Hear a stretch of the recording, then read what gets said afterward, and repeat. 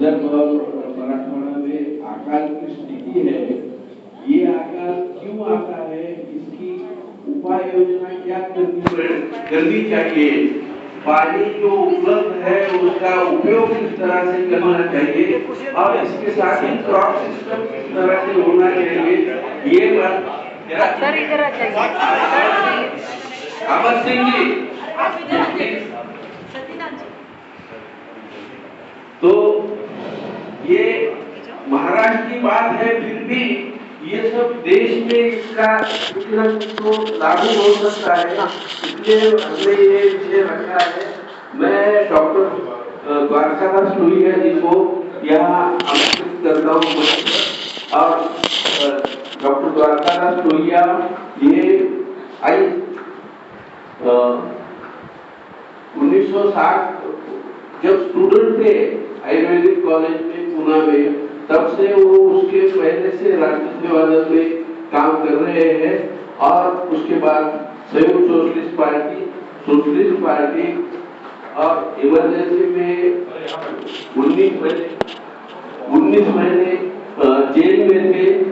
और मैं खुद डॉक्टर द्वारकादास लोहिया ने मुझे ये आंदोलन में लाया है। मेरे जैसे बहुत से कार्यकर्ता उन्होंने ये समाजवादी आंदोलन में लाए और उनका बहुत बड़ा योगदान है राष्ट्रीय सेवा दल और समाजवादी आंदोलन में।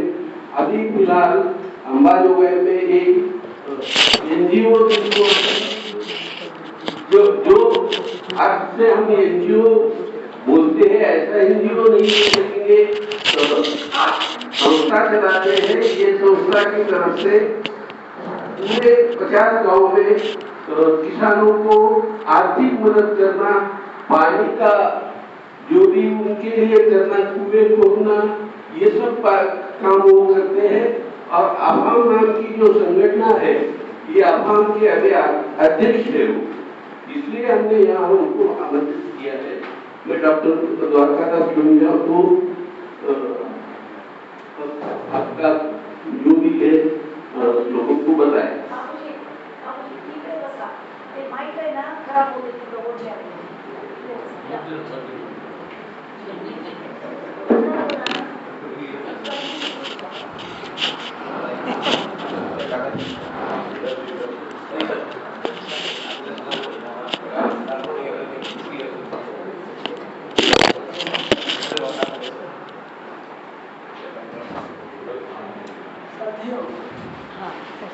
बहुत दिन के बाद साथियों कहने का मौका मिला।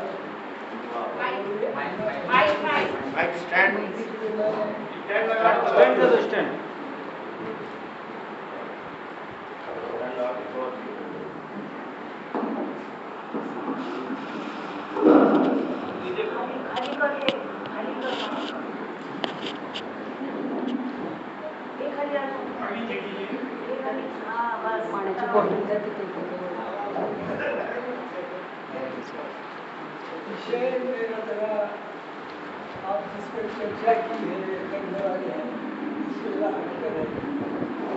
लेकिन मैं ये समझता हूँ जिनको राजनीति करना है, उनको बिहार के लोगों को समझना पड़ेगा, उनकी हालत समझना पड़ेगा। और जब तक ये आप नहीं समझेंगे, आपकी राजनीति पूरी नहीं हो सकती। आज का जो विषय है मेरे साथी, वो है मराठी में लिखा sugar cane farming and crops. शायद आपको आश्चर्य होगा कि आप कहेंगे कि इधर शुगर केन की बात कर रहे हैं, इधर ड्राईलैंड की बात कर रहे हैं, तो दोनों का मेल जोल कैसा चलेगा। और आगे सुनने की बात समझ में आएगा कि क्रॉप इसमें आयरन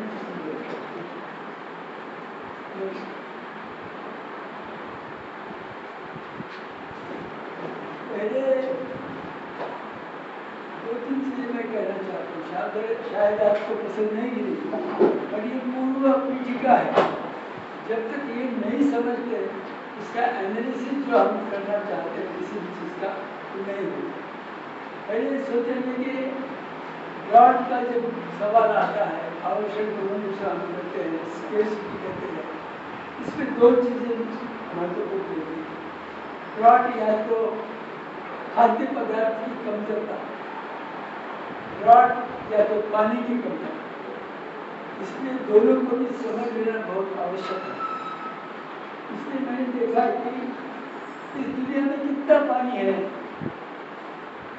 लेपर्सन की लैंग्वेज में अगर कहूँ तो कह सकता हूँ कि इस धरती पर अगर सब पानी इकट्ठा किया जाए तो इसकी ऊंचाई 3000 मीटर होगी। इस धरती पर वो पानी इकट्ठा किया गया तो उस पानी की ऊंचाई 3000 मीटर तक होगी।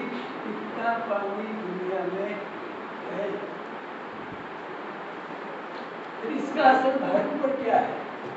तो आपको समझेगा कि भारत पर अगर देखना है तो पृथ्वी पर जितना पानी है, दूसरी बात है कि ये पानी रोकने का कुछ कोशिश लोगों ने की और उसमें 4800 बड़े तालाब दुनिया में बने, जहाँ बहते और वर्षा का पानी इकट्ठा होता है। हमारे देश की हालत क्या है? तो हमारे देश में भी 46-47 हमारे देश में 4000 अब्ज घन पानी गिरता है। दुनिया में जो पानी गिरता है उसमें से 4.9% पानी हमारे देश में। सोचो 2.5% हमारे देश की भौगोलिक अवस्था, 4.9% यहाँ का पानी और 17% पॉपुलेशन। इसमें क्या करना चाहिए? जब तक इसकी स्टडी नहीं होगी हम इसके बारे में कोई कह नहीं सकते। यहाँ क्या है, भारत में जैसा इतना पानी है, दूसरी बात बोरवेल्स है। 2001 साल में हमारे देश में करीब 2.5 करोड़ बोरवेल्स इरिगेशन का काम करते हैं। इसका बड़ा बेकार असर हमारे देश में हुआ है। ये बात अलग। हमारे महाराष्ट्र में भारत में 50% डैम्स हैं। दुनिया में जितने डैम्स हैं उसमें से 50% डैम्स भारत में हैं। इतने डैम्स से किसी भी देश में नहीं। ये भारत की पानी की आवश्यकता। अब हम चलते हैं हमारे महाराष्ट्र। महाराष्ट्र में क्या है? महाराष्ट्र में 4647 अब जो घनफुट पानी होता है घनफुट। महाराष्ट्र में जो डैम्स है वो है 2436, सब प्रकार के छोटे मोटे लगे। महाराष्ट्र में जो रेस है, डगरेज जो कहते हैं, जिससे पानी सिंचाई के लिए इस्तेमाल करते हैं, वो है 39 लाख। ये फिगर 2001 के है। और बोरवेल्स है +5 लाख। ये भी फिगर 2001 के है। अब तो बोरवेल्स ऐसा कहते हैं कि लास्ट समय में हमारे इस 5 जिले में करीब 10,000 नए बोर्स मिले, इसमें 2% बोरवेल्स को पानी था। अभी सरकार हमारा रीजन, इस रीजन में हम रहते हैं, हमारे पास भी 900 mm पानी गिरता है। हमारे पास भी मराठवाड़ा ये महाराष्ट्र का एक हिस्सा है। यहाँ के 827 तालाब बने हैं और अदर तालाब के प्रपोषण टाइम कहते हैं बन जाएंगे, जो भी 1000 से ज़्यादा। तो ऐसी दुनिया, भारत, महाराष्ट्र और मराठवाड़ा की अवस्था पानी के बारे में है। ये अगर ख्याल में देखा जाए तो हम आगे सोच सकते हैं। वो है तो महाराष्ट्र की जमीन क्षेत्रीय अनुक्षेत्र, मतलब महाराष्ट्र में जो जमीन है, जो काश्तकार है और उनकी खेती का क्या है। शॉर्ट बोलता हूँ कि महाराष्ट्र 307.71 लाख चौरस मीटर पर फैला हुआ है। ये आवश्यक 40% है महाराष्ट्र। सबसे बड़ी हमारी दिक्कत है 40% आवेदन हो रहा है और जमीन जो है जहाँ से हम कुछ ले सकते हैं, अनाज उगा सकते हैं, वो 225 गलत हो गया है, 2.25 ऐसा नहीं है, तो 225 चौरस किलोमीटर ये जमीन ऐसे है जहाँ कुछ अनाज हम पैदा कर सकते हैं। पॉपुलेशन के हिसाब से अगर इसका बंटवारा हो गया तो ये 1.44 हेक्टर के हर एक जमीन आ सकती है। ये पॉपुलेशन फार्मर्स कितने हैं? 1 करोड़ और 36 लाख फार्मर्स हमारे महाराष्ट्र में हैं, जिनकी तादाद स्लोली बढ़ रही है। हर 10 साल से हम जब इस स्टडी करते हैं तो 10 या 15% पॉपुलेशन फार्मर्स की होती है। जब पॉपुलेशन बढ़ती है तो इसका असर क्या होता है आप सोच सकते हैं। पॉपुलेशन बढ़ गया है लेकिन जियोग्राफिकल एरिया वही रहता है, इसलिए गरीबी ज़्यादा।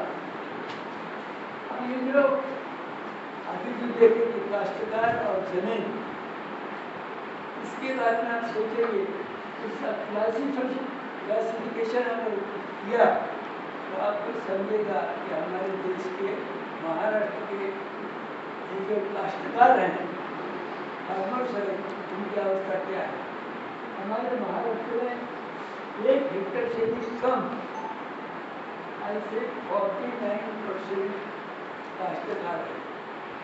और अजब बात यह है कि 49% काश्तकार के खुद के मालकी जिसको कहते हैं उनकी जमीन कितनी है? 16%। समझो 49% काश्तकार, जमीन 16%, 2 हेक्टर से 1 हेक्टर से 2 हेक्टर के काश्तकार 29%, उनकी जमीन की 29%। आज जो मध्यम भूधारक है 2 से 4 हेक्टर वाले तरक्की करने वाले वो 15.7% है, उनके पास 29% जमीन है। कंपेरिजन करो तो 49 के पास 16% है और ये जो 4 से 10 हेक्टर वाली जो है जो 5% है और उनके पास 20% जमीन है। इसलिए वो लोग मतलब गाइडलाइन फार्मर्स की आबादी कितने लोग हैं तो आपको समझ में आएगा कि 83% लोग फार्मर्स हमारे महाराष्ट्र में ऐसे हैं जिनके पास जमीन है लेकिन अनाज से बेनिफिट होता है जो रबी कर सकती है। रबी सेकेंड क्रॉप है, इसका हम खरीद कहते हैं महाराष्ट्र में, ये पहला क्रॉप है जो क्रॉप बेनिफिट है। तो ऐसे बेनिफिट क्रॉप लेने वाले 1 करोड़ 12 लाख और 88,000 लोग हैं महाराष्ट्र में काश्तकार। और बागायती जिसको कहते हैं सिंचित जमीन जिसके पास है वो 23 लाख और 12,000 है। तो 70% लोग फार्मर्स ऐसे हैं जो 2 सीजन ले सकते हैं। एक पहला सीजन रेट और दूसरा सिंचाई की व्यवस्था उनके पास है। मगर 1 करोड़ और 12 लाख 28,000 फार्मर्स ऐसे हैं जो रेनफेड क्रॉप ले सकते हैं, सिंचाई की व्यवस्था उनके पास नहीं है। इसका असर क्या हुआ है? तो इसका असर क्या हुआ आगे समझ में आएगा। जो छोटे काश्तकार हैं उनकी संख्या बढ़ रही है, उनका नंबर बढ़ रहा है। देखो अल्प भूधारक के हेक्टर के लिए वो 67 लाख थे। दूसरे जो है पिछले जब ऐसे देखे तो आपको ये समझ में आएगा कि इनकी संख्या क्यों बढ़ रही है। इसलिए बढ़ रही है कि जिसके पास आधा या 1 हेक्टर जमीन है जो सिंचाई कर नहीं सकता, जिनको बेनिफिट क्रॉपिंग मिलता है, वो दूसरा सीजन नहीं होने की वजह से पहले सीजन में जो कुछ अनाज पैदा होता है तो उसका मेंटेनेंस नहीं कर सकता। इसलिए या तो उसको किसी तरह काम को जाना पड़ता है या आपकी जमीन बेच देता है। इसलिए आपको ये कहना चाहता हूँ कि हमारे महाराष्ट्र में 2001 में जितने लैंडलेस लेबर थे, उसमें 10% बढ़ोतरी आ गई। महाराष्ट्र में फिलहाल 26.5% लैंडलेस लेबर है और इसमें कि 50% लेबर ये कुछ साल के पहले मालिक थे, आज लैंडलेस बन गए। और दूसरी बात है ऐसे वही की खाली क्षेत्रों को जहाँ इरिगेशन होता था, जहाँ अनाज पैदा होता था, वो 2001 साल में 201.82% इंडिया में होता था। मगर क्या हो गया कि 2010 में वो इंडिया कम हो गया। कम होने की वजह क्या है? आपको तो मालूम है कि महाराष्ट्र में सेज की लड़ाई चली थी, बहुत सारी जमीन कुछ बड़े बड़े लोगों को मिली थी। तो कम होने का दूसरा ये है कि महाराष्ट्र में बिल्डर्स बहुत हैं और वो जमीन खरीदी करते हैं। कम होने का तीसरा भी एक रास्ता है, वो फैक्ट्रीज के लिए जमीन लगती है। इसलिए 2001 से 2011 इसका कंपेरिजन किए तो जहाँ 201.82% थी, वहाँ 197.8 से इतनी जमीन उपजाऊ रही है जिस पर हम अनाज ले सकते हैं। और यहाँ इनकी भी संख्या बढ़ गई है, इनकी जमीन कम हो गई है और इनकी संख्या बढ़ गई है। क्या संख्या है? तो 1,31,00,000 काश्तकार 2001 में थे। 2010-11 में काश्तकार की संख्या बढ़ गई है, वो है 1,36,00,000। इसलिए यहाँ जो पहली जमीन लैंड होल्डिंग थी 1.66, वो अब 1.44 हो गई। इसका भी कहीं न कहीं आपको विचार करना बहुत लाजमी है। अब ये सब फिगर देने के बाद आपको ख्याल में आएगा कि इनकी डिफिकल्टीज क्या है। ये जो छोटे ड्राई लैंड होल्डर्स है, इनकी डिफिकल्टीज क्या है, मैं सिर्फ पढ़ता हूँ, इसका एक्सप्लेनेशन होती है। पहली डिफिकल्टी बारिश पर इनकी सब खेती आधारित है। बारिश नहीं हुई तो खेती में कुछ नहीं आया। दूसरी, ये समय पर उनको मिलता नहीं, इसलिए इसका इस्तेमाल नहीं होता। इनका कृषि उत्पादन जो है उसकी जो भाव है वो निश्चित नहीं है। एक ही उत्पादन मिल नहीं सकते हैं। साल में से 180 दिन जेन काम रहता है, इसलिए दिन उनको या तो मजदूरी करना पड़ता है या साहूकार से पैसा लेकर जिंदगी बिताना पड़ता है।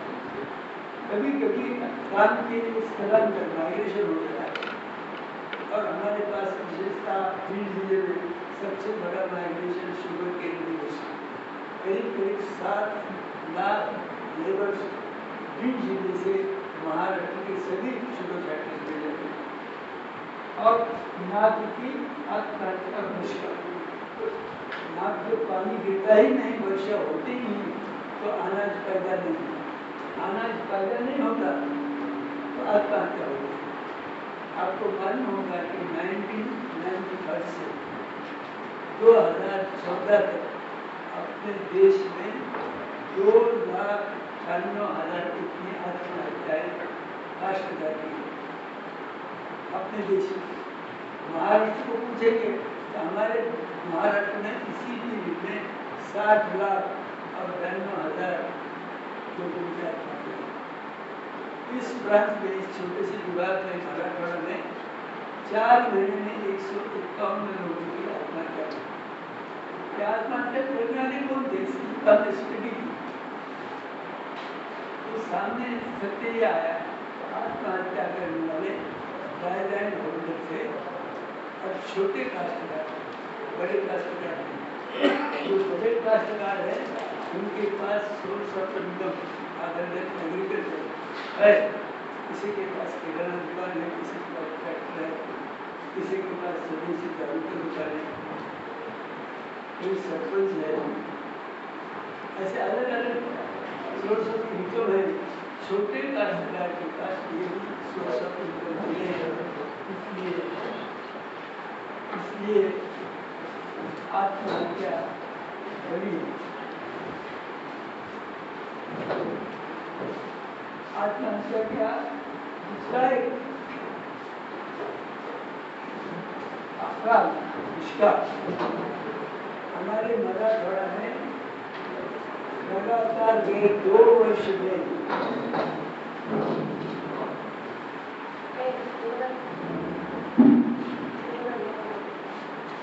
स्लाइड बदल स्लाइड नेक्स्ट स्लाइड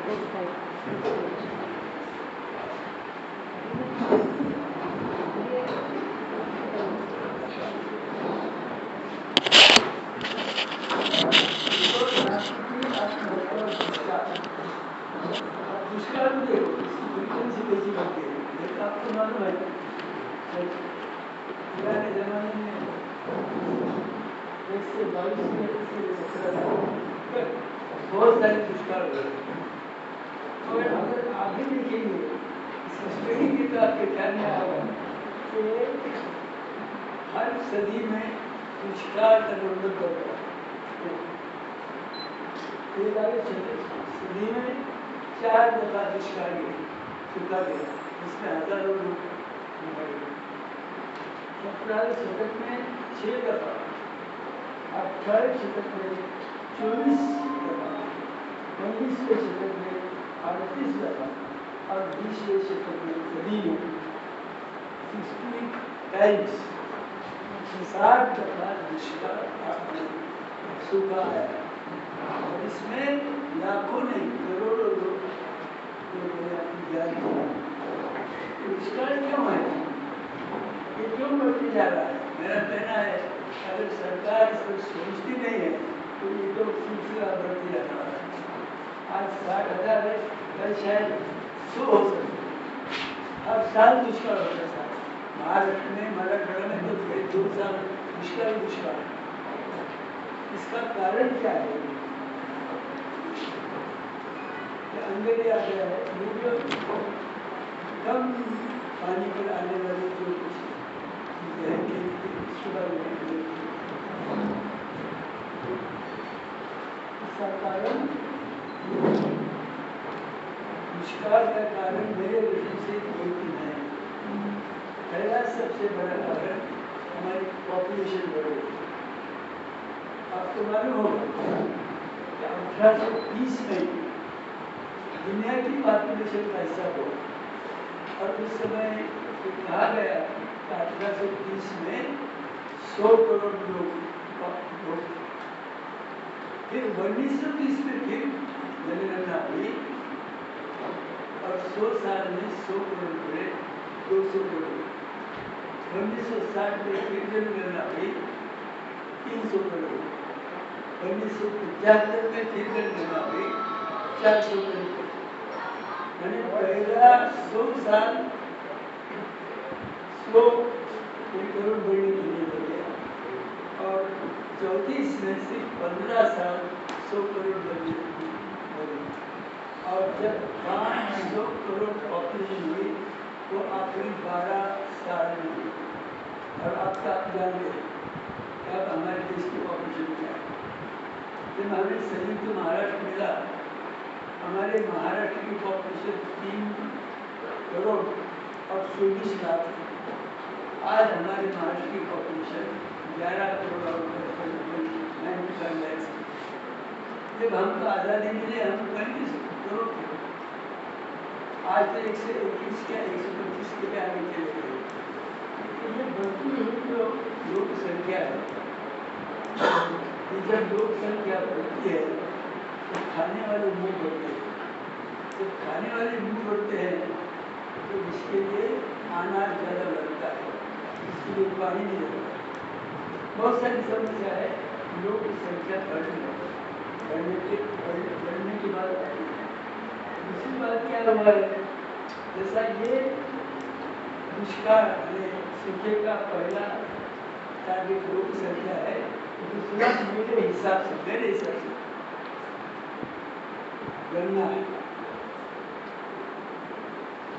गन्ना बाजार तो 10 देश में है, सबसे ज़्यादा ब्राज़ील में है, नंबर 2 भारत में है, और भारत में नंबर 2 महाराष्ट्र में है।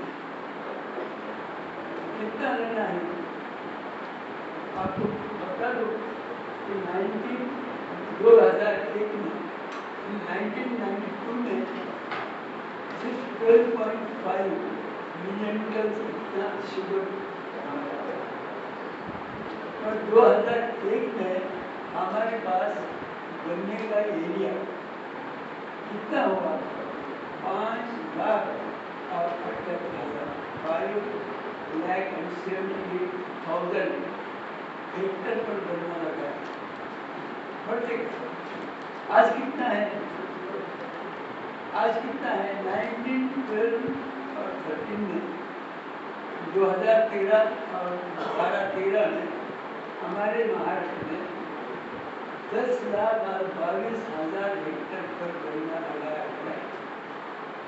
आप कहेंगे तो अच्छी बात है, आप बस गन्ना ही करना है, मगर जो स्टडी करता है वो कहेगा कि आपके महाराष्ट्र में स्टेटस को क्या करना है, ज्वार है या गन्ना है। क्योंकि उस साल हमारा जो स्टेबल फूड था उसका जो उत्पादन था उससे भी 10 मिलियन टन ज़्यादा शुगर उत्पादन हुआ। इतना गन्ना है। और आप कहने के अरे बहुत अच्छा है, आप तो लकी है, इतना आपके पास शुगर है। पर इसी बात में आगे कहने वाला हूँ कि ये जो है उसमें बाष्पीभवन थी। बाष्पीभवन कहाँ है? मैंने आपको बताया है कि महाराष्ट्र हिंदुस्तान में जितने भी तालाब बने उसकी 45% तालाब महाराष्ट्र में है। और जब धूप बड़ी होती है तो हर रोज 15 या 20 मिलीमीटर पानी इवापोरेशन होता है। इसलिए तालाब बनाते समय जितने जमीन को सिंचन मिलना चाहिए था उतना मिलता नहीं। दूसरी बात हमने ये देखा है कि ये तालाब अब सॉइल से भरे पड़े हैं, इसकी वजह से उसकी कैपेसिटी कम हो गई। अब ये दो कारण ऐसे हैं कि इरिगेशन का जो हमारे महाराष्ट्र में 35% इरिगेशन होना था, सिर्फ 17-18% हुआ। इसलिए बारिश की कमतरता, मिट्टी जो इकट्ठा होना, बाष्पीभवन, गन्ना और लोक संख्या, ये कुछ महत्वपूर्ण कारण ऐसे हैं जिसकी वजह से हम आकार को नियंत्रित करते हैं। अब आप बोलेंगे कि अगर दुष्काल जो है, आपत्ति है, ये आपत्ति को अगर सुलझाना तो क्या करना पड़ेगा? पहली बात है लोक संख्या, जो पॉपुलेशन है उसको मर्यादा डालनी। मुझे मालूम है कि 1975 की इमरजेंसी जो आ गई उस समय संजीव गांधी ने ऐसा कहा जाता है, मैंने देखा नहीं, जोर जबरदस्ती की और करने की उनके ऑपरेशन करते हैं। और जब इंदिरा गांधी इलेक्शन में हार गई तो उनको कहा गया कि आपके बच्चे ने जो जबरदस्ती की उसका ये परिणाम, और उसका परिणाम सभी पार्टियों पर हुआ। और किसी पार्टी ने पॉपुलेशन रोको, स्लो करो, सीमित करो, लिमिटेड करो, तो कहने की हिम्मत बताई। तो लोक संख्या बढ़ाने करना चाहिए। शुगर फैक्ट्री जो है उसकी भी संख्या कम करनी चाहिए।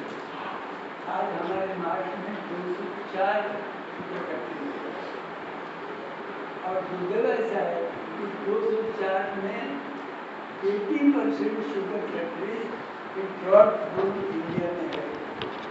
महाराष्ट्र सरकार ने 15 साल पहले वाटर कमीशन कर दिया, और वाटर कमीशन के जो चेयरमैन है मिस्टर माधुराम, जो अथॉरिटी है वर्ल्ड फेमस है कि पानी के बारे में।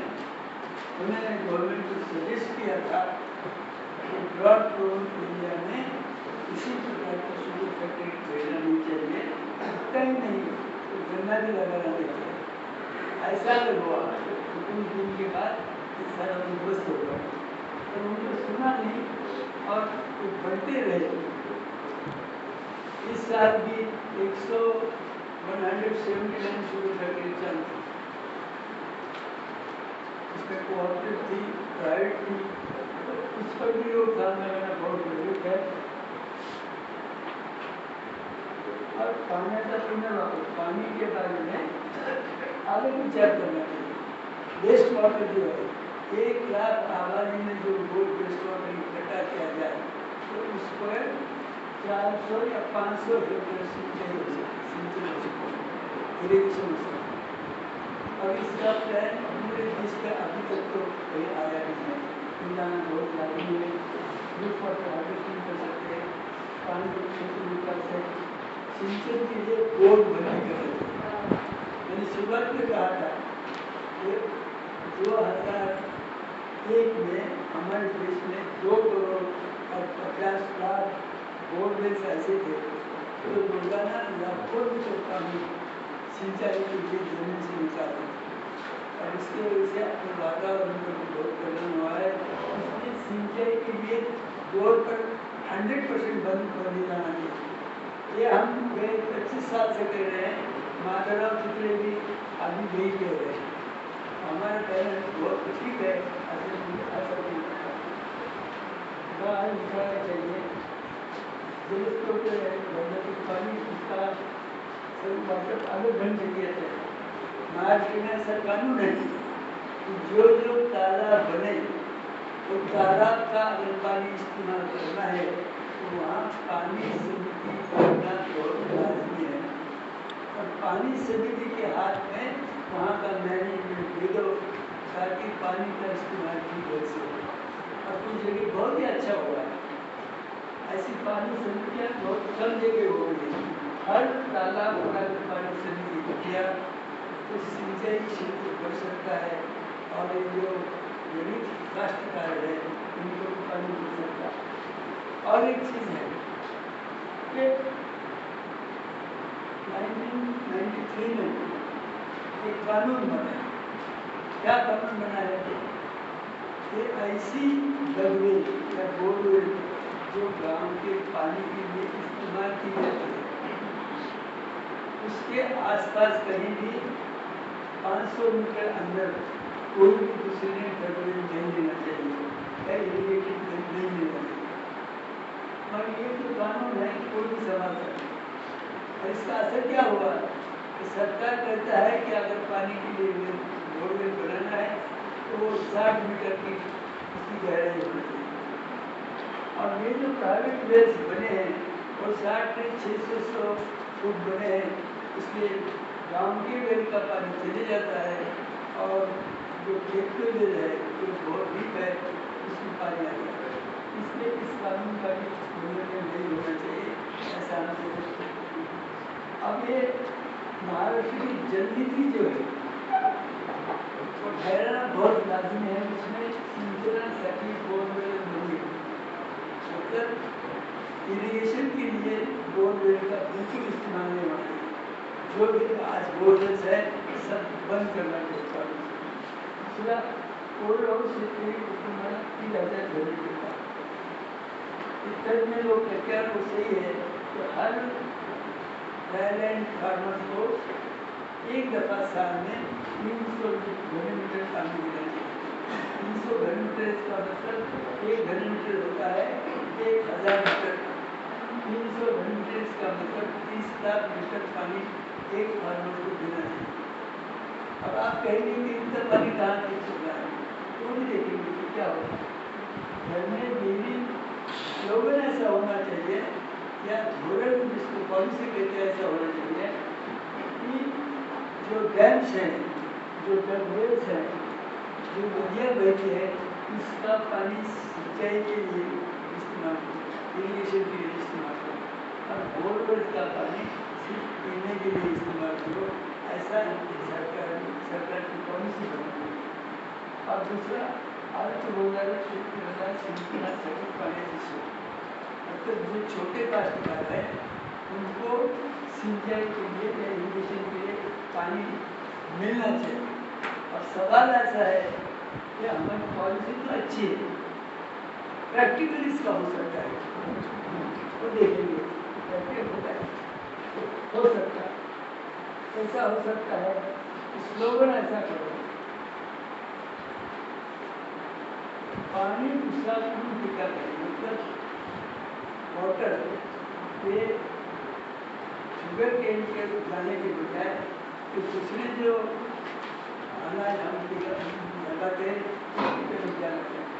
और दूसरा क्या करना चाहिए, तो आज जो 10 लाख हेक्टेयर पर गन्ना लगाया गया है तो वो रिड्यूस करना चाहिए, 5 लाख हेक्टेयर पर लाना चाहिए। क्यों लाना चाहिए, तो आपको समझे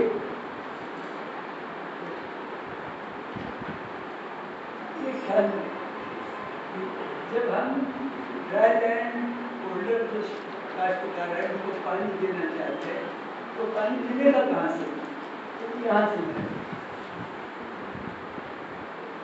आपको बोल दिया हूँ मैं 2001 में 5 लाख और 10,000 हेक्टेयर जमीन को पानी मिला था, 2011 में 10 लाख हेक्टेयर पर शुगर केन। इसलिए क्या हुआ, तो इस सारे डैम्स जो महाराष्ट्र में इसमें से 72% पानी सिर्फ गन्ने को है। अब 72% गन्ने को गया, कुछ बाष्पीभवन हुआ, कुछ पीने के लिए भी इस्तेमाल किया और कुछ इंडस्ट्री के लिए। तो फिर खेती के लिए क्या मिली, कोई भी नहीं मिली। इसलिए अगर गन्ना 1 एकड़ कम होता है तो हम वो गन्ने को जो लगने वाला पानी है तो दूसरे जो कुछ प्रोडक्शन है खेती का उसको दे सकते हैं। 1 हेक्टेयर के लगभग 8 या 10 हेक्टेयर। अब इसकी बचत कैसी होती है, ऐसा समझो कि 1 हेक्टेयर गन्ना लगाया, कम किया तो 2 करोड़ और 50 लाख लीटर पानी बचेगा। 1 हेक्टेयर गन्ने के लिए महाराष्ट्र में, उत्तर प्रदेश में अलग है, तुम्हारे मध्य प्रदेश में अलग है, केरल में अलग है, और महाराष्ट्र में 2 करोड़ और 50 लाख लीटर पानी 1 हेक्टेयर गन्ने को लगता है। मतलब 1 हेक्टेयर गन्ना हमने कम किया तो 2 करोड़ और 50 लाख लीटर पानी हम बचा सकते हैं। और दूसरी बात, जो गन्ना हम लगा रहे हैं वो गन्ना ड्रिप पर अगर लगा दिया गया तो 50% पानी बचता है। मतलब 1 हेक्टेयर में ड्रिप पर लगाया तो 1 करोड़ 25 लाख लीटर पानी बचता है। यानी 1 करोड़ कम किया गन्ना 1 हेक्टेयर को ड्रिप लगाया तो इससे क्या होगा, 3 करोड़ और 75 लाख लीटर पानी बचेगा। 50% गन्ने के लिए खपत की तो जो है हमारा सेकंड क्रॉप जो हम कहते हैं उसमें बहुत सारे काश्तकारों को पानी मिले। अब हिसाब कर सकते हैं, कि एक गन्ने से जो पानी बचता है, एक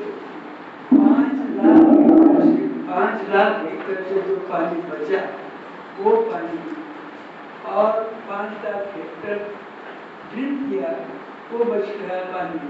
ये पानी इकट्ठा किया तो करीब 96,000 फार्मर्स को हम 3,000 घनमीटर पानी रबी के लिए दे सकते हैं।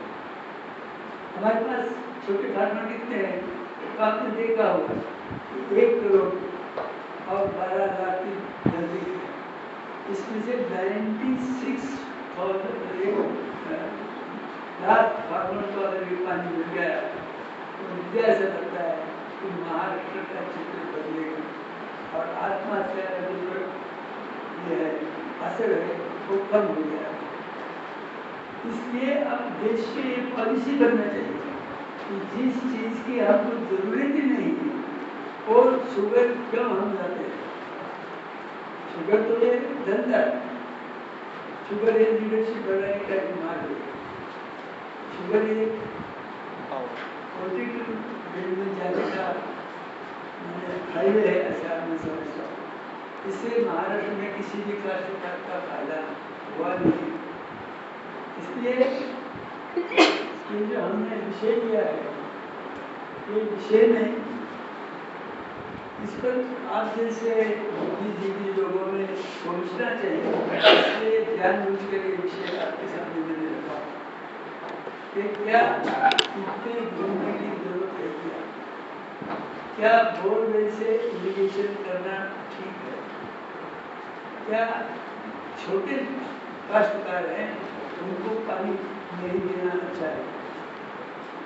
इसके अगर जवाब पॉजिटिव नहीं है तो मुझे ऐसा लगता है कि महाराष्ट्र का जो काश्तकार है जो आत्महत्या के पीछे लगा है वो बहुत निराश है, उसका किसी पर भी हम विश्वास नहीं रहा, वो सुखी होगा और ऐसा हुआ आत्महत्या का प्रबंध कभी होने की कोशिश मुझे पता नहीं कि ढंग से कितने लोगों के मैं समझा पाया हूँ, क्योंकि महाराष्ट्र के हम लोग हैं, मराठी ज़्यादा बोलते हैं और हिंदी ज़्यादा समझते हैं बोलते हैं। हिंदी मैंने कोशिश की है आपके सामने एक अलग एंगल से इस सारे व्यवहार को देखने की कोशिश की है और आपने भी सुना, शांति से सुना और उसी को धन्यवाद।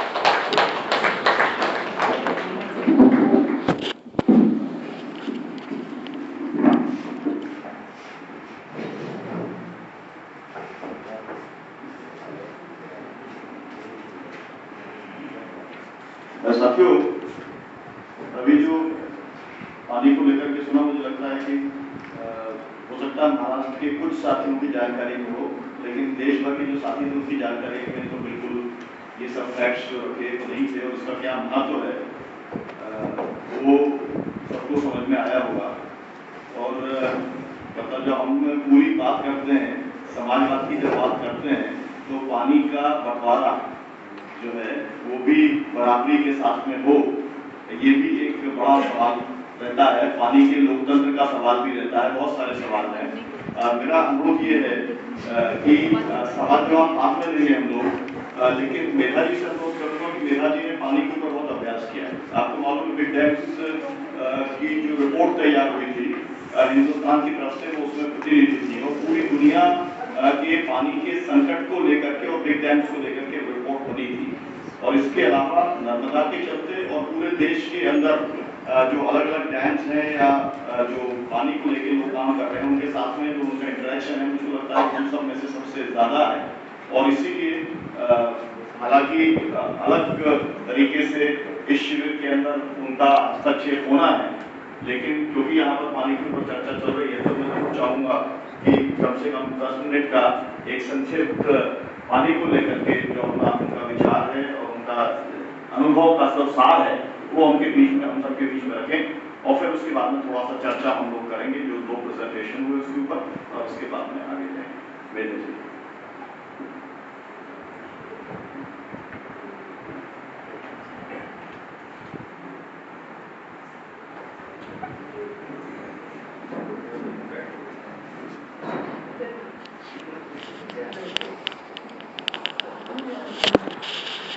साथियों से बहुत सारे वरिष्ठ साथी जो देश में से आए हैं और आदरणीय डॉक्टर लोहिया जी जिनको भी सुनने का मौका मुझे था और मिल गया। बहुत महत्व की बात पर डॉक्टर साहब ने अपनी बात रखी है और उनसे हमने बहुत सीखा है। मैं बहुत ही शुरुआत के आंदोलनों के समय में भी एक समाजवादी परिवार से जुड़े हुए और शैला ताई जिनमें अभी आज आई हूँ तो श्रद्धांजलि ही एक शब्दों से देना चाहती हूँ क्योंकि मैं मिली भी नहीं उसके बाद उनको, और जो हमारी बहुत ही नज़दीक की साथी थी उनका देहांत हुआ तब हम लोग यहाँ जमीन कब्जा कार्यक्रम रखे हुए थे, मुझे छोड़कर जाना संभव नहीं था। तो दोनों का कार्य जो अम्बेजोगाई क्षेत्र में रहा है, उसका एक अहम मुद्दा पानी और जमीन पानी खेती इस संदर्भ में रहा है। इसलिए इनकी बात सुनकर आपको ये महसूस हुआ ही होगा, ये मुझे विश्वास है। जहाँ तक सुनील जी ने जैसे कहा पानी की नीति या कहो राजनीति की बात है, वो आज देश को पछाड़ रही है। और हम जानते हैं कि खेती की ही पूरी अवस्था और खेती का संकट जितना जमीन का है आधार पर है, उतना ही पानी के आधार पर है। जहाँ जमीन का बंटवारा विषम है, वहाँ पानी का बंटवारा और ही अधिक विषम है, ये कह सकते हैं। और इसीलिए पानी का संकलन केंद्रित कितना हो, विकेंद्रित कितना हो, इस मुद्दे का, इस सवाल का जवाब जैसा हम चाहते हैं, वैसे ही पानी का उपयोग किन प्राथमिकताओं से हो, इस पर हम बहस करके निर्णय लेना चाहते हैं। सत्ता में बैठे हुए लोगों को चुनौती देना चाहते हैं, देते आए हैं। और पानी के उपयोग की पूरी बात जो जमीन से और खेती की फसल या शहरी और जीवन प्रणाली से जुड़ी है, उनके बीच में कैसा संबंध हो और कैसा नहीं हो, इस पर भी हम लोग बहस करना चाहते हैं। और साथ साथ पानी का दुरुपयोग, अपव्यय और उसके नतीजे, वो चाहे जमीन खराब करने वाले हो, चाहे वो दूसरों से पानी छीनने के रूप में हमारे सामने आते हो, उस पर भी हम बहस करना चाहते हैं। और पानी को अपनी तरफ मोड़ना, जैसे जमीन का अधिग्रहण या हस्तांतरण बिना अधिग्रहण के, जिससे एक नई जमींदारी खड़ी हो रही है, वैसे ही पानी के वितरण में एक प्रकार से जो गुंडागर्दी चलती है, जिसकी बात शुगर फैक्ट्रीज को लेकर सबसे अधिक महाराष्ट्र में और कर्नाटक या अन्य राज्यों में भी बहुत उसकी पोल हो चुकी है, सामने आती है। तो उसके कारण जैसे एक नई जमींदारी, वैसे एक जलदारी भी निर्माण हो रही है। इन तमाम बातों को और इन बातों से अगर हम लोग छुटकारा चाहते हैं, इन सवालों से छुटकारा चाहते हैं, कुछ सुलझाव चाहते हैं, तो सही जल नीति क्या हो, वो सही जल नीति क्यों आज इस देश में नहीं उभर के आती है। बहुत सारे विशेषज्ञ हैं, बहुत सारे धरातल पर काम करने वाले लोग हैं। डॉक्टर माधव चित्रे जी का नाम तो मैं नहीं लूंगी, और इनमें तो नहीं लूंगी जो विकल्प दिखाने वालों में है, तो कभी कभार बोल जाते हैं, पर उनका पूरा नजरिया बराबर विरोध में रहता है। इस पर बहस नहीं करूंगी, पर डॉक्टर लोहिया जी को बताती हूँ, जिन्होंने ये वैकल्पिक जल जमीन नीति के बाद अपने क्षेत्र में, इस मराठवाड़ा के सूखाग्रस्त क्षेत्र में, बंजारा कम्युनिटी से लेकर हर ग्रामीण क्षेत्र के तबकों के बीच जाकर पूरे खुद श्रम और बुद्धिदान देकर सच उतार के दिखाई है।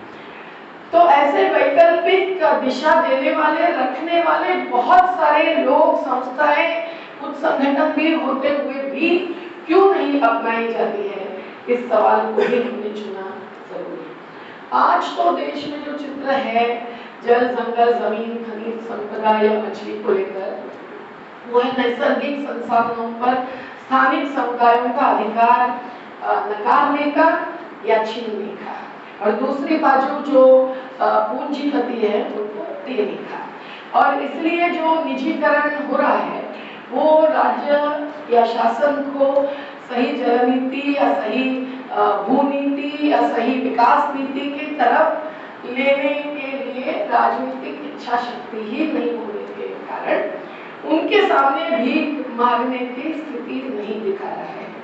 लेकिन ये तो निश्चित भी उनको चुनौती देना जरूरी है कि आप किस प्रकार से पानी को मोड़ना या हस्तांतरण करना, और उसमें बड़े बांध या बड़े जलाशय जो कि केंद्रीयवादी व्यवस्था जो हर क्षेत्र में है, पर इन प्राकृतिक संसाधनों के उपयोग और हस्तांतरण या दोहन में विशेष रूप से प्रभाव दबाव डाल रही है, उसका एक उत्कृष्ट नमूना है। तो एक एक नदी घाटी का पानी अगर हम लोग ये इकाई के रूप में देखें तो वो एकत्रित करके कुछ चंद जगहों पर एकत्रित करना, पूरी नदी की कछार जैसे तापी नदी ले ले तो 64,000 चौरस किलोमीटर की है, नर्मदा की 1,00,000 चौरस किलोमीटर की है, लेकिन वो पूरा कछार का पानी हम लोग कहीं 90 तो कहीं 165 जगह पर एकत्रित करेंगे। ये एक पूरी दिशा जो हम मानते हैं भाखड़ा नांगल से शुरू हुई, पर अमेरिका की टेनेसी वैली से शुरू हुई या और कहीं से भी, लेकिन भारत में जो आधे से अधिक देश के बाद महाराष्ट्र के में ही है, उस महाराष्ट्र में भी और दुनिया भर में चीन के नीचे बड़े जलाशयों में हमारा ही नंबर दूसरा है भारत का। ऐसी स्थिति में पूरी दुनिया भर का अनुभव देखे और भारत का अनुभव देखे तो इस प्रकार के बड़े जलाशय, बाष्पीभवन की बात करते हुए तालाब शब्द लोहिया जी ने इस्तेमाल किया, लेकिन मैं जलाशय कहूंगी जिससे भव्यता सामने आती है। जैसे नर्मदा का सरदार सरोवर का जलाशय 214 किलोमीटर तक फैला है, यानी औरंगाबाद से तक हम सोचिए गुना तक इतना जलाशय है। उसमें जिनको मौत के कगार पर रखे हुए हैं, ऐसे हजारों परिवार, पीढ़ियों से जीते हुए आदिवासी किसान, वहाँ की उपजाऊ जमीन, मंदिर, मस्जिद, शाला, हमें ये सब तो आज जिन्हें जल समाधि की घोषणा करके एक प्रकार से मोदी जी आगे बढ़ रहे हैं, क्या करें समझ में नहीं आता। 30 साल के आंदोलन के इस दौर में ऐसी जहाँ स्थिति है, वैसी एक एक जलाशय की स्थिति है। नर्मदा में तो है 30 बड़े जलाशयों की, जो एक पूरा होता है वहाँ दूसरा तीसरा, लेकिन कई नदियों में है, कृष्णा में है, कावेरी में है, गोदावरी में है जो मराठवाड़ा की नदी है, और इससे पूरे नदी कछार के पानी का उपयोग अपने कब्जे में लेने की एक प्रकार की साजिश इन बड़े बांधों से यानी केंद्रीकृत पानी नियोजन से जो हो रही है, उसके लाभार्थी कौन है? उसके लाभार्थी न किसान है, न छोटे व्यापारी है, खेत मजदूरों की तो बात ही नहीं है, उनको पीने के पानी तक मिलना मुश्किल है, दलितों को, किनारे के आदिवासियों को भी, लेकिन इनको खींचने वाले जो उद्योगपति हैं और जो शहरवासी है, और शहरों में भी 15 से 20% धनिक समाज के उच्च जीवन प्रणाली में जीने वाले माने गए लोग हैं।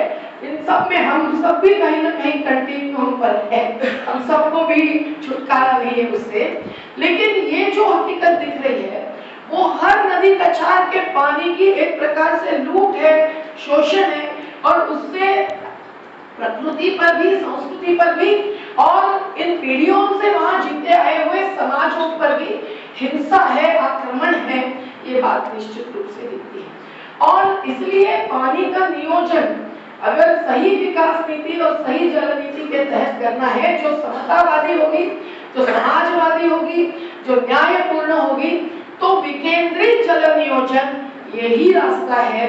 इसकी बात भी एक प्रकार से लोहिया जी के प्रबोधन में आई है, और इसलिए वो विकेंद्रित जल नियोजन के तरीके, जैसे आज भी खड़े हैं तालाब में, जो गांधीवादी विचारक और कार्यकर्ता ने लिखी हुई है, वहां से लेकर आज पेड़ पौधे और हरे आच्छादन तक की बात जो भी नष्ट हो रहा है, और उसके कारण पानी का एक साधा प्राकृतिक संवर्धन, संरक्षण, जमीन के साथ साथ उसका साठा भी एक प्रकार से जिसको हम नकारते नहीं है, और विकेंद्रित नियोजन पूरा उसके साथ जुड़ा हुआ, ये सब बातें खत्म हो रही है हरे आच्छादन के साथ साथ। और उसके साथ साथ जो भूजल है, जो सबसे बड़ा जल संचय ही नहीं है, एक जल संपदा का आधार है, वो भी खत्म हो रहा है।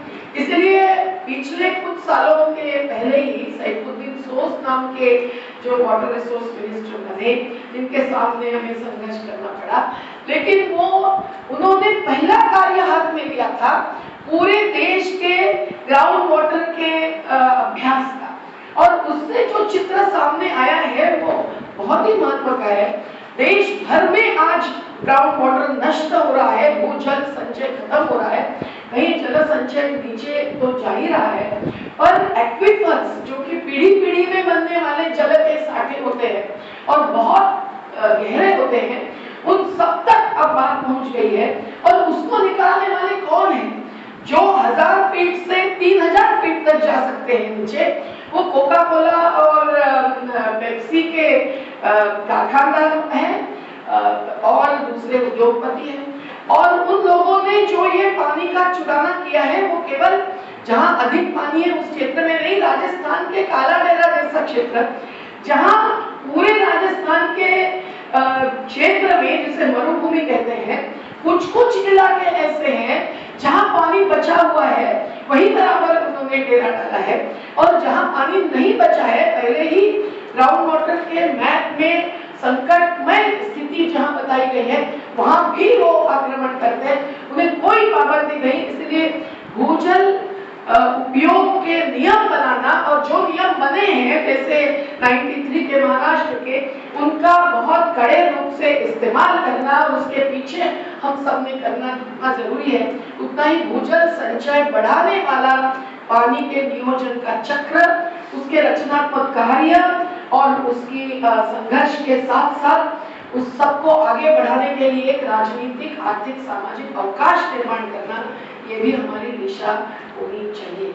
मैं और एक बात कहूं कि इस पानी के हस्तांतरण में आज जो कॉर्पोरेट्स ने डेरा डाला है, वो तो बाष्पीभवन का जैसे बहुत बड़ी मात्रा में हम लोगों ने उल्लेख किया है लोहिया जी ने, कि पानी का खोना इसके पीछे का वो कारण है, जो नहरों की सिंचाई से होता है, बहुत बड़ा नहरों का जाल, और उस पर अभी कहीं मोदी जी कहते हैं हम सोलर पैनल्स लगाएंगे, ये करेंगे, वो करेंगे, लेकिन इतना पानी खत्म होना ये देश को सहन करने जैसी बात नहीं है। और ये बहुत ही बड़ा अपराध है एक प्रकार से, जो बड़े से बड़े जाल फैलाकर, जो राजनीतिक जाल ही अंतिमतः बन जाते हैं, क्योंकि जिन्हें लाभार्थी कहते हैं उनको पानी तो मिलता ही नहीं। ये नहरों के जाल का फैलाव जितना करेंगे उतनी वोट बैंक बनेगी। ये भी एक राजनेताओं की दृष्टि और हिसाब रहता है दृष्टि का। नर्मदा का मैं उदाहरण दे दूं फिर से, सरदार सरोवर का पानी कच्छ के लिए, सौराष्ट्र के लिए, उत्तर गुजरात के लिए आपने सुना होगा। आज सरदार सरोवर की हकीकत ये हो रही है कि कच्छ और सौराष्ट्र को तो चाटने के लिए पानी मिल रहा है, लेकिन बीच के पूरे कैनाल का जाल, उसके किनारे की जमीन और पानी दोनों कमांड एरिया यानी लाभ क्षेत्र डीनोटिफाई करके, लाखों हेक्टेयर की कमांड एरिया खत्म करके कंपनियों की तरफ मोड़ रहे हैं। तो कोका कोला को 30 लाख लीटर प्रतिदिन पानी, और कच्छ के गांव को हफ्ते में कुछ दिन, एक दिन में कुछ घंटे पानी, ये चित्र आ रहा है। दूसरी बात यह है कि इन नहरों के जाल के साथ साथ केवल बाष्पीभवन नहीं, फसलों का खोना भी हो रहा है पानी के साथ साथ। कई सारी जो रेनफेड क्रॉप्स की बात डॉक्टर लोहिया जी ने की, जिसमें हमारे पल्सेस हैं, हमारी तुअर है, हमारा उड़द है, हमारा मूंग है, ये सब भी खत्म होना शुरू हुआ है, क्योंकि कैश क्रॉप, बाजार का कब्जा न केवल पानी पर पानी के उपयोग पर और उसके साथ साथ खेती प्रणाली पर जो हो रहा है, जिसका ही नतीजा आत्महत्याएं हैं एक बाजू, क्योंकि उपयोग के लिए खेती, कंजम्पशन ओरिएंटेड एग्रीकल्चर, इस बात को भूल जाओ। नगद फसल यानी नगद इनकम, आय, ये जो दृष्टि दी जा रही है, जिसका प्रचार प्रसार हाइब्रिड सीड्स से लेकर फर्टिलाइजर्स से लेकर पूरे पेस्टिसाइड्स तक घूम के जो लोग करते हैं, जैसे गन्ने के जैसे फसल का प्रचार मध्य प्रदेश में, महाराष्ट्र के लोग जाकर करते हैं और कहां से कहां पहुंच रहे हैं शुगर फैक्ट्रीज वाले, उसकी और हकीकत कृष्णा जी बैठे हैं, हम बताएंगे। लेकिन ये पूरी जो एक चक्र बाजार को अपने कब्जे में खेती लेने का चल रहा है, अभी मुझे दिग्विजय सिंह ट्रेन में मिले थे, उन्होंने उनका क्या व्हाट्सएप खोला